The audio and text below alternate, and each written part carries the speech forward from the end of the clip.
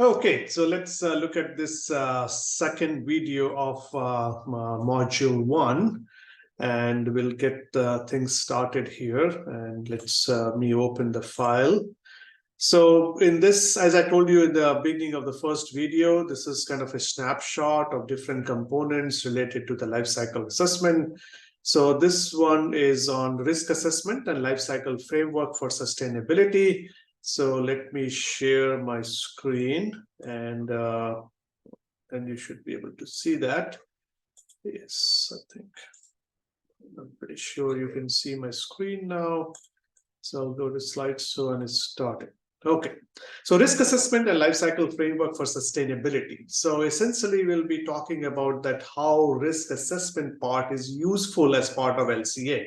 Usually when you do an LCA, or if you go and look it up for an LCA methodology, they kind of just focus on ISO methodology part. And then you use certain softwares, and those softwares are have these things already built in. So you don't get these details if you're just running the software in a I would say in a mechanical way, or not trying to get into deeper into the subject matter. But otherwise, these are some of the basic concepts, which is very, very important. So in terms of risk assessment, what is risk assessment? This is so our sustainability issues are complex. So there are what the risk assessment framework does is kind of help us into characterizing and prioritization of the environmental issues. When you look at the intergovernmental, that IPCC document, Intergovernmental Panel for Climate Change, they also look at the risk from the different potential environmental impact. So increasingly, life cycle frameworks are gaining prominence as a means for characterizing and understanding of sustainability. So in terms of risk forward, what we try to understand is, first of all, understand the language of the risk, what are the tools which can quantify risk, and how the risk is used in a regulation.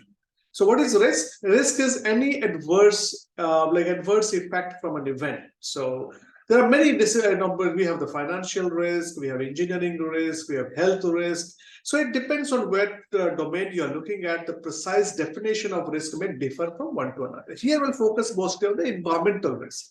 So risk involving voluntary exposure. So you do a lot of things from morning to evening throughout your life, and you're getting exposed to a variety of chemicals, so that you're getting exposed to that.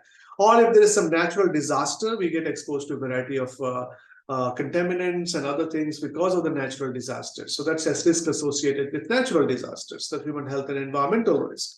Or involuntary exposure. So we are working in a particular place, or we are using pesticides. Somebody else has used pesticides, but the volatile compounds, or our water got contaminated because of certain industry or certain activities, then we are getting indirectly affected from there. So those are your involuntary exposure. So release of chemicals into the environment, atmosphere or surface water, or to land. So risk is actually a function of hazard as well as exposure. Now, hazard is how bad that chemical could be, and the exposure is from how long you are exposed to that particular chemical. Well, we'll get back to that. So as I said earlier, risk is the likelihood of harm. So what is risk assessment? We're trying to estimate how much negative impact it may have. Now, once we have estimated the negative impact, as part of the risk management, we try to how to control and how to reduce it. And then we use it because when you're doing some risk basis for regulatory decisions, so you have to have certain benchmarks. So for cancerous risk, we say 1 in a million. So what level of exposure we can allow, so that in the event that somebody, like people getting exposed to that level, out of 1 million people, only one may get cancer. So that's what the kind of risk there. And we use epidemiological basis for those human risk calculation. Animal testing can also is also done when the human data is not available. And most data are animal testing because we don't expose things to the humans directly, but sometimes due to certain events, arsenic exposure in certain areas of the world, and other kind of exposure, we do have human-based data. These are some of the risks, like a very low risk to higher risk. You can look at minimal risk is 10 to the power minus 10, 10 to the minus 12. High risk is all the way up to 1. And there are different risks that you see over there. So risk is everywhere. Now, basic principle is when you have the risk, first of all, you need to assess it, and then you try to manage that. So we use this dose response curve, like no effect range, range of increasing effect, and the maximum effect range. So you have the increasing dose in the y-axis, increasing effect in the y-axis. You come up with the dose response curve, and you try to be in this particular area where, in terms of, you have no effect. Cancer risk could be because of many different types: cigarette smoke, alcohol, ionizing radiation, drugs, and all those. Cancer is suspected based on epidemiology: high cholesterol, high fat, tap water, sometimes psychological stress, high saturated fat, red meat. Those can also lead to that.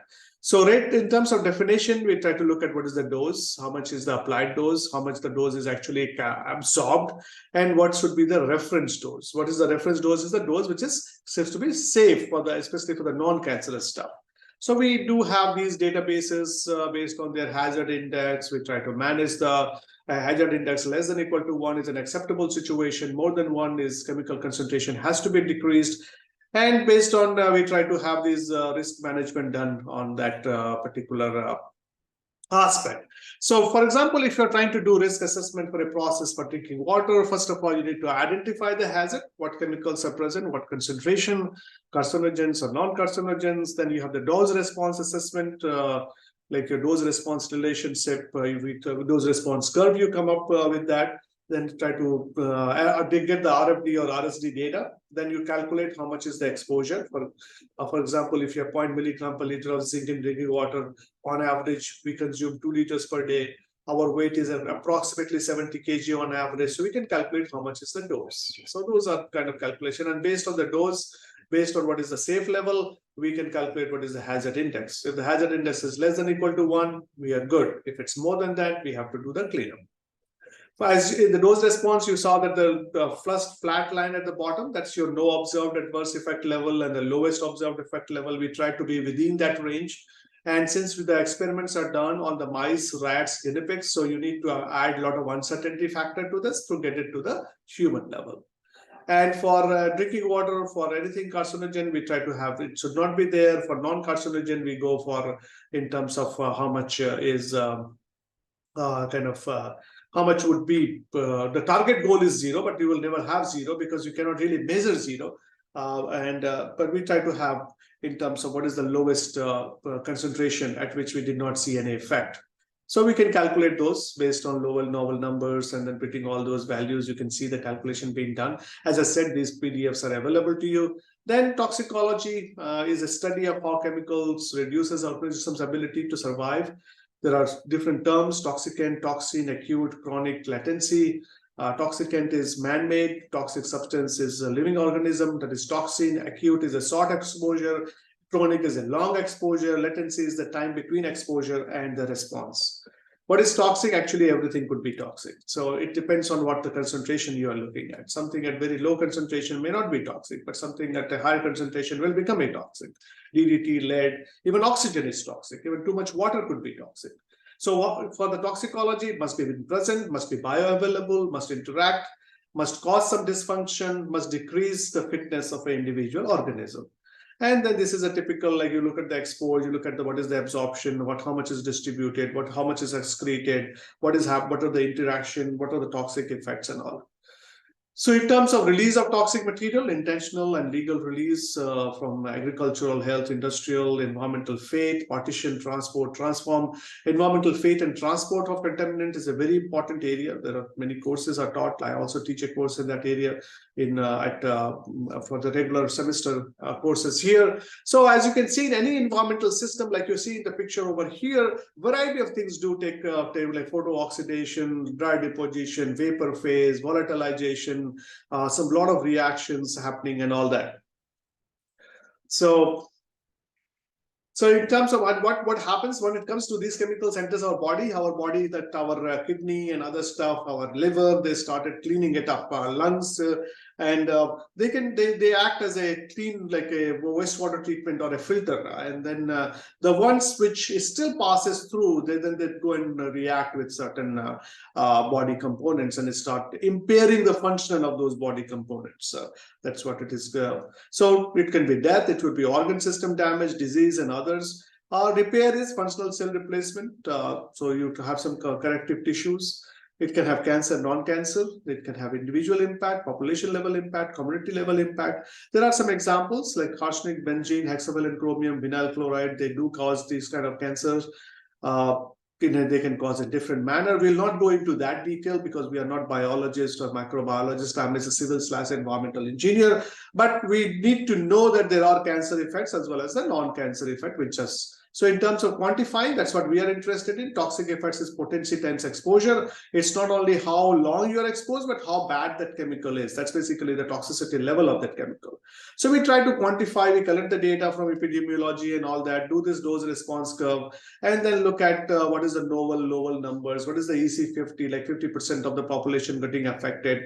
Then sometimes when we don't have this, for some of the chemicals, we have some epidemiological data based on some incident that happened in Bangladesh and others in terms of arsenic. So we have this data. So based on this data, we try to extrapolate for both cancer and non-cancer. And for non-cancer, we use this term reference dose, which we talked about earlier. This is a website which has all these information in terms of reference dose for different components. For cancer, we use the factor of slope factor. Like a slope factor, like if you have those epidemiological data, how will you extrapolate? So let's look at here. So this is the epidemiological data. One option could be that you go a straight line and go this way. But that means that it has a linear relationship. Excess cancer, more the exposure, more the cancer, and it's a linear relation, which many times is not the true. So based on the behavior of that particular chemical, based on the toxicity of that particular chemical, it could be either more potent at the lower concentration, or it could be lesser potent at the lower concentration. So we kind of try to model that as well and look at those scenarios too. Then you try to, once you have all this information, you assess the risk, you calculate what are the safe levels and different exposure. And then when you get this safe level, you compare with the standards, and then if compare with the actual concentration, and if it's more, of course, you have to go get clean up. If it's less, we are good.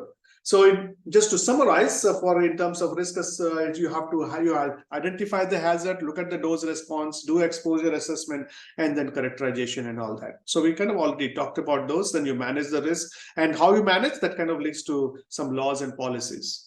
PCBs is one which is quite dangerous, which is a threat to health. PCB stays in for a long time. These slides are available to you. Dioxins, which also creates a lot of problem. Dioxin poisoning is a big kind of incident from Ukraine in 2004, 2005. And asbestos, another big area, which is still being used, is still being made in countries and sold many places in the world. So this is impact of asbestos on related to the humans, scarring of lung tissues, lung cancer, mesothelioma. Those things do happen from asbestos too. Lead, another one, is a big problem in terms of lead, which is used in a variety of stuff. You can read this stuff, so I'm not going to, you have the PDF available, so I'm not going to go in detail here, but it does impair brain function. We have seen that more the lead, child's learning ability gets compromised. So in US, they have looked at how the lead has changed over the years. So in 1976 to 1980s, the lead level used to be 88.2 percent for 10 micrograms per deciliter, but that has gone down to 1.4. So lead, we have seen that lead does impair the cognitive behavior. Lead does impair the learning behavior, learning capacity of the kids as well. So whenever we go for this risk assessment and all that, mostly we are looking for totals. So there is a concept of bioavailability. Most of the time we don't take into consideration because it becomes a very site-specific study. But there is a concept there. You can look at these in more details, that how these can be looked into. Then you try to understand physical, chemical, biological properties of those, and come up with some sort of these kind of models. Whenever you try to go for risk assessment, you can come up with this conceptual model, put those mathematical relationships here, and ultimately you can come up with some mathematical model. Okay, I think that's we will, and then we have to get numbers. So why the numbers are important, it's given over there. So we kind of wait to we will. Then there are a variety of contaminants out there, which we need to worry about.